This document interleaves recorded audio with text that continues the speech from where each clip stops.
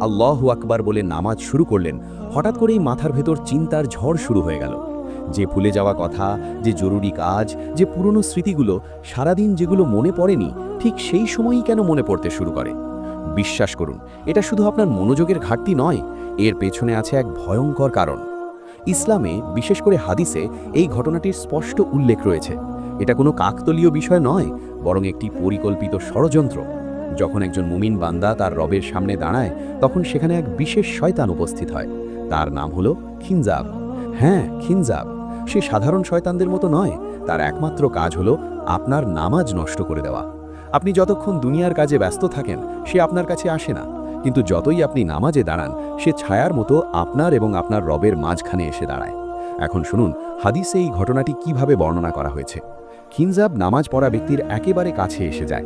সে আপনার কানে, আপনার মনে কুমন্ত্রণা বা ওয়াসওয়াসা দিতে শুরু করে।